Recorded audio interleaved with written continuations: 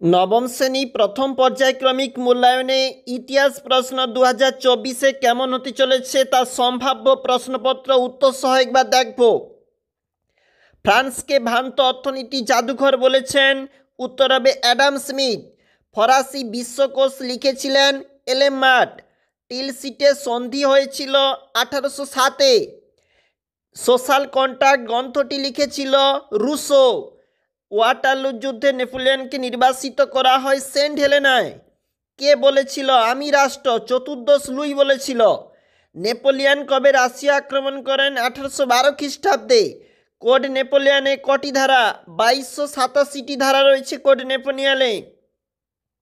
পরের প্রশ্ন দেখো, ফরাসি বিপ্লবের সময় ফ্রান্সের রানী মারি আন্তোয়ানেট। ফরাসি জাতীয় সভার নাম স্টেটস জেনারেল। এরপর বলেছে ঠিক ভুল।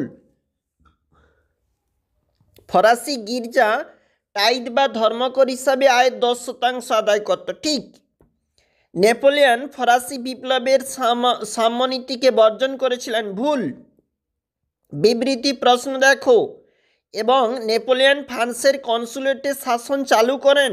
বিবৃতি টু রাইট অ্যান্সার। নেপোলিয়ন ফ্রান্সে একাধিপত্য প্রতিষ্ঠা করতে চেয়েছিল।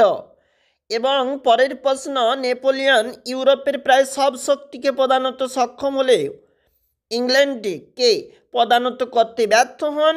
নেপোলিয়নের নৌবাহিনী ইংল্যান্ডের তুলনায় দুর্বল। রাইট অ্যান্সার এটা হবে। তারপর দেখো 2 নম্বরের প্রশ্ন বলেছে টেনিস কোর্টে শপথ ভিভিআই পরীক্ষার জন্য। পরের পেজটা একটু চলে যাচ্ছি।